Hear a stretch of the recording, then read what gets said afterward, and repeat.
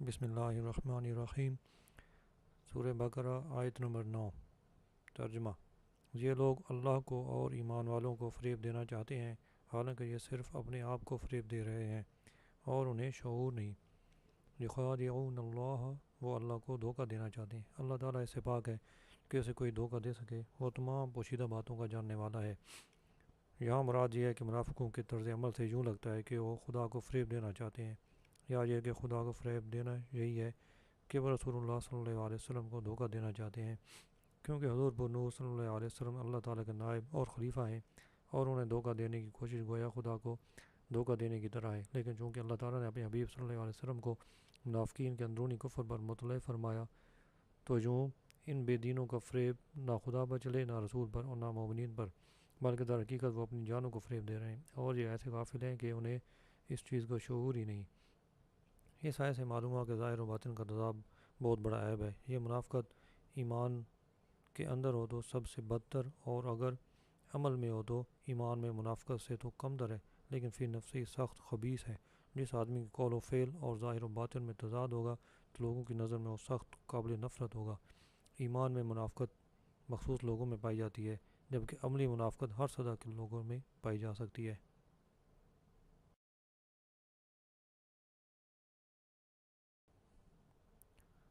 آیت نمبر 10۔ ترجمہ: ان لوگوں کے دلوں میں بیماری ہے تو اللہ نے ان کی بیماری میں اور اضافہ کر دیا، اور ان کے لیے ان کے جھوٹ بولنے کی وجہ سے دردناک عذاب ہے۔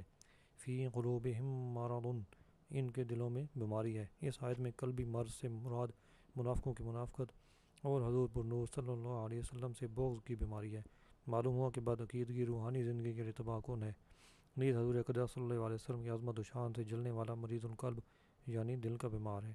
جس طرح جسمانی امراض ہوتے ہیں، اسی طرح کچھ باطنی امراض بھی ہوتے ہیں۔ جسمانی امراض ظاہری صحت و تندرستی کے لیے سخت نقصان دہ ہوتے ہیں، اور باطنی امراض ایمان اور روحانی زندگی کے لیے زہر قاتل ہیں۔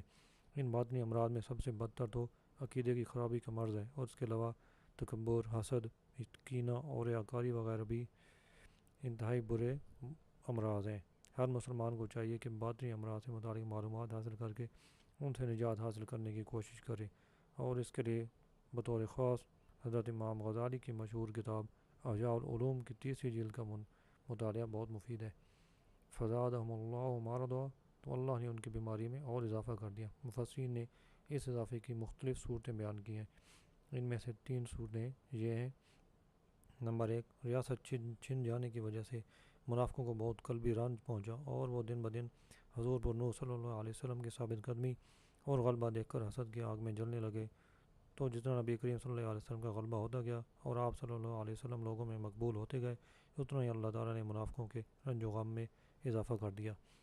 نمبر 2، منافقوں کے دل کفر، بدعقیدگی اور نبی کریم صلی اللہ علیہ وسلم سے عداوت و دشمنی سے بھرے ہوئے تھے۔ اللہ تعالیٰ نے ان کی ان چیزوں میں اس طرح اضافہ کر دیا کہ ان کے دلوں پر مہر لگا دی، تاکہ کوئی واعظ و نصیحت ان پر اثر انداز نہ ہو سکے۔ نمبر 3، جیسے جیسے شرعی احکام اور نزول وحی میں اضافہ ہوا اور مسلمانوں کی مدد و نصرت بڑھتی گئی، ویسے ویسے ان کا کفر بڑھتا گیا، بلکہ ان کا حال تو یہ تھا کہ کلمہ شہادت پڑھنا ان پر بہت دشوار تھا، اور اوپر سے عبادات میں اضافہ ہو گیا اور جرموں کی سزائیں بھی نازل ہو گئی، جس کی وجہ سے یہ لوگ بہت بے چین ہو گئے تھے۔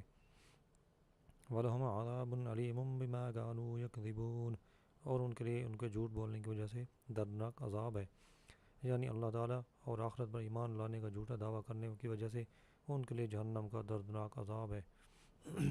اس آیت سے معلوم ہوا کہ جھوٹ بولنا حرام ہے اور اس پر دردناک عذاب کی وعید ہے، لہذا ہر مسلمان کو چاہیے کہ وہ اسے بچنے کی خوب کوشش کرے۔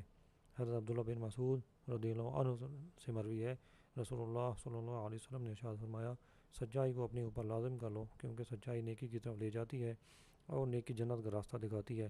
آدمی برابر سچ بولتا رہتا ہے اور سچ بولنے کی کوشش کرتا رہتا ہے، یہاں تک کہ وہ اللہ تعالیٰ کے نزدیک صدیق لکھ دیا جاتا ہے۔ اور جھوٹ سے بچو، کیونکہ جھوٹ گناہ کی طرف لے جاتا ہے، اور گناہ جہنم کا راستہ دکھاتا ہے۔ اور آدمی برابر جھوٹ بولتا رہتا ہے اور جھوٹ بولنے کی کوشش کرتا ہے، یہاں تک کہ اللہ تعالیٰ کے نزدیک کذاب لکھ دیا جاتا ہے۔ مسلم شریف کتاب البر والصلہ۔ حضرت انس رضی اللہ عنہ سے روایت ہے، حضور اقدس صلی اللہ علیہ وسلم نے ارشاد فرمایا، جو شخص جھوٹ بولنا چھوڑ دے اور وہ باطل ہے، یعنی جھوٹ چھوڑنے کی چیز ہی ہے، اس کے لیے جنت کے کنارے میں مکان بنایا جائے گا۔ ترمذی کتاب البر والصلہ۔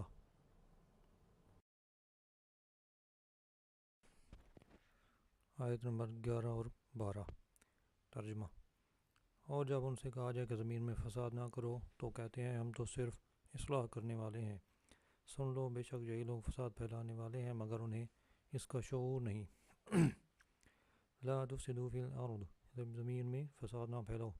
اس آیت اور اس کے بعد والی آیت میں ارشاد فرمایا کہ جب ایمان والوں کی طرف سے ان منافقوں کو کہا جائے کہ باطن میں کفر رکھ کر اور صحیح ایمان لانے میں پس و پیش کر کے زمین میں فساد نہ کرو، تو وہ کہتے ہیں کہ تم ہمیں اس طرح نہ کہو کیونکہ ہمارا مقصد تو صرف اصلاح کرنا ہے۔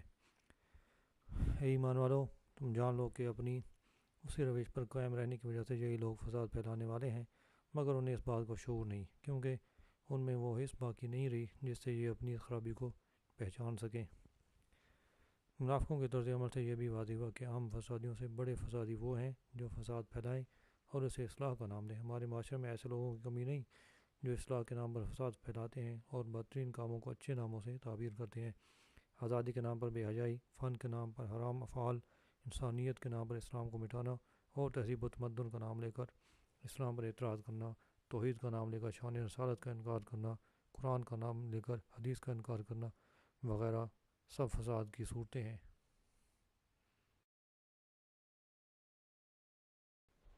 آیت نمبر 13 ترجمہ۔ اور جب ان سے کہا جائے کہ تم اسی طرح ایمان لاؤ جیسے اور لوگ ایمان لائے تو کہتے ہیں کہ ہم بے وقوفوں کی طرح ایمان لائیں۔ سن لو بے شک یہی لوگ بے وقوف ہیں مگر یہ جانتے نہیں۔ کما آمن الناس، جیسے اور لوگ ایمان لائے، یہاں الناس سے صحابہ کرام اور ان کے بعد ان کی کامل اتباع کرنے والے مراد ہیں۔ اس آیت میں بزرگان دین کی طرح ایمان لانے کے حکم سے معلوم ہوا کہ ان کی پیروی کرنے والے نجات والے ہیں اور ان کے راستے سے ہٹنے والے منافقین کے راستے پر ہیں، اور یہ بھی معلوم ہوا کہ ان بزرگوں پر طعن و تشنیع کرنے والے بہت پہلے سے چلتے آ رہے ہیں۔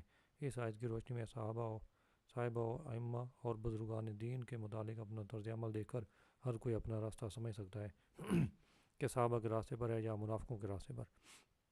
نیز علماء و صلحاء اور دیندار لوگوں کو چاہیے کہ وہ لوگوں کی بدزبانیوں سے بہت رنجیدہ نہ ہوں بلکہ سمجھ لیں کہ یہ اہل باطل کا قدیم دستور ہے۔ نیز دینداروں کو بیوقوف یا دقیانوسی خیالات کہنے والے خود بیوقوف ہیں۔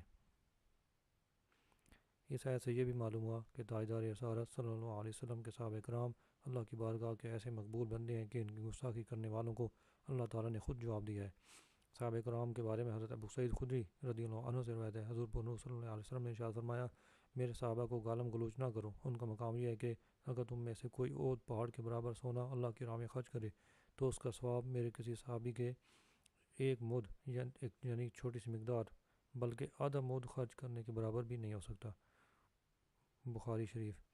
اور اللہ تعالیٰ کے اولیاء کے بارے میں حضرت ابو ہریرہ رضی اللہ عنہ سے روایت ہے، حضور اقدس صلی اللہ علیہ وسلم فرماتے ہیں کہ اللہ تعالیٰ نے فرمایا، جو میرے کسی ولی سے دشمنی کرے اس سے میں نے لڑائی کا اعلان دے دیا۔